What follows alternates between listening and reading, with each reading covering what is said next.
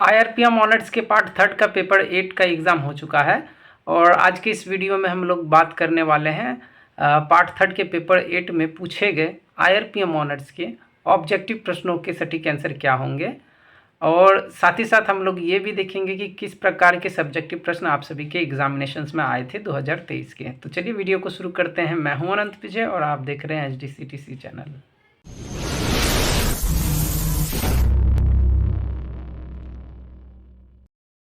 Objective प्रश्न अब आप स्क्रीन पे देख पा रहे हैं और इसी संदर्भ में पहला जो ऑब्जेक्टिव प्रश्न था आप सभी का, उद्योग में मानवीय व्यवहार तथा संगठनात्मक व्यवहार अर्थ एवं स्वभाव में एक समान है, ये प्रश्न था। और मैं आपको बताऊं कि मानवीय व्यवहार जो है किसी भी व्यक्तिगत मानव के व्यवहार से संबंधित होता है, जबकि संगठनात्मक व्यवहार किसी संगठन या उद्योग या औद्योगिक प्रतिष्ठान में जितने भी कार्यरत कर्मचारी हैं या श्रमिक हैं या प्रबंधक हैं, सभी के संगठनात्मक रूप से यानी कि सामूहिक रूप से उनके व्यवहार से संबंधित होता है और दोनों में विशाल अंतर पाया जाता है। मानवीय व्यवहार केवल एक इंडिविजुअल पर्सन यानी कि एक व्यक्तिगत व्यक्ति से संबंधित होता है, जबकि संगठनात्मक व्यवहार जो है पूरे किसी भी संगठन के वहाँ काम करने वाले कर्मचारियों के समूह से संगठित होता है। इसीलिए पहला का आंसर क्या हो जाएगा? फॉल्स हो जाएगा, असत्य हो जाएगा। ठीक है।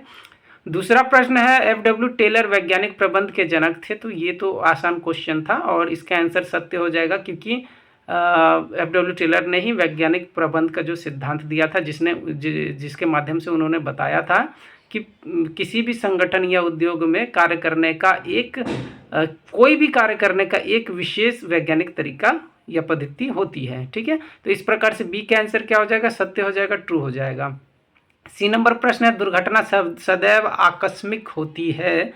तो दुर्घटना वस्तुतः ऐसा कहा जा सकता है कि दुर्घटना आकस्मिक ही होता है और आकस्मिक होने वाले किसी भी घटना को ही दुर्घटना कहा जाता है। तो इसे माना जा सकता है कि ये सदैव जो है आकस्मिक रूप से ही होता है। तो अतः सी के आंसर क्या हो जाएगा? सत्य हो जाएगा, ट्रू हो जाएगा। डी नंबर प्रश्न, थकान उत्पादकता स्तर को प्रभावित करता है। तो ये तो एक इजी क्वेश्चन था और किसी भी व्यक्ति का व्यक्तिगत थकान हो या संगठनात्मक व्यवहार के ही अंतर्गत सामूहिक कर्मचारियों का थकान हो, तो वो उत्पादकता स्तर को प्रभावित करता है डायरेक्टली और उसमें गिरावट भी लाता है। इस प्रकार से थकान उत्पादकता स्तर को प्रभावित करता है। चौथा क्वेश्चन का जो है डी नंबर क्वेश्चन है, उसका आंसर क्या होगा? सत्य हो जाएगा, ट्रू हो जाएगा। ठीक है। ई नंबर प्रश्न है, अरोचकता कार्यस्थल के साथ संबंधित है। तो मैं आप सभी को बताऊं, अरोचकता जिसे मोनोटोनी भी कहा जाता है और ये कार्यस्थल से संबंधित ना हो के कार्य के प्रकृति और स्वभाव से संबंधित होता है। यानी ये पूर्णतः जो किसी भी कार्य जो आप कोई भी कर्मचारी या कोई भी संगठन में कार्यरत जो भी श्रमिक हैं, वो अगर किसी भी प्रकार का कार्य कर रहे हैं तो उस कार्य से संबंधित होता है अरोचकता। और मोनोटोनी जो है कार्यस्थल से संबंधित ना होकर कार्य से संबंधित डायरेक्ट रूप से होता है। ठीक है। तो इस प्रकार से ई का जो आंसर होगा वो फॉल्स हो जाएगा, असत्य हो जाएगा। ठीक है। अगला प्रश्न है, कार्य संतुष्टि नियोक्ता से संबंधित है। तो इस प्रश्न का आंसर आप सभी को जानते ही हैं। कार्य संतुष्टि का अर्थ होता है अपने कार्य के प्रति जो संतोष होता है, संतोष की जो मात्रा होती है, उसे कार्य संतुष्टि कहा जाता है। और ये सदैव जो है एक कर्मचारी या श्रमिक से संबंधित होता है। इस प्रकार से ये नियोक्ता से ना संबंधित होकर किससे संबंधित होता है? श्रमिक या कर्मचारियों से। अतः इसका आंसर क्या हो जाएगा? असत्य हो जाएगा, फॉल्स हो जाएगा। ठीक है। जी नंबर प्रश्न है, मनोबल एक व्यक्तिगत अवधारणा है।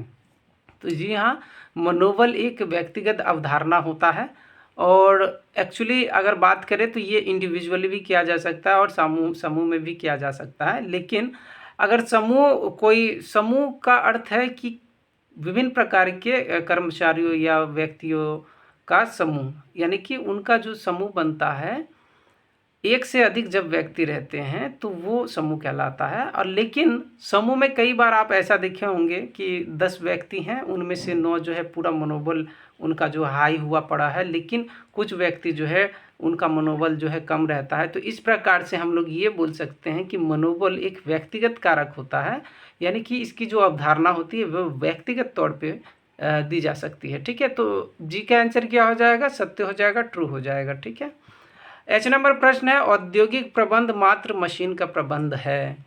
तो औद्योगिक प्रबंध मात्र मशीन का प्रबंध है, तो ऐसा नहीं है, क्योंकि औद्योगिक प्रबंध के अंतर्गत मशीन आते हैं और उसके तत्पश्चात जितने भी संबंध बनते हैं औद्योगिक प्रबंध के अंतर्गत, जैसे प्रशिक्षण हो गया, ट्रेनिंग हो गया, क्योंकि प्रबंध के अंतर्गत आप सभी को जानते हैं कार्मिक प्रबंध भी आते हैं, औद्योगिक प्रबंध भी आते हैं, ठीक है। तो इस प्रकार से यहाँ पूछा गया है आप सभी को कि औद्योगिक प्रबंध मात्र मशीन का प्रबंध है, तो नहीं, ऐसा बात नहीं है।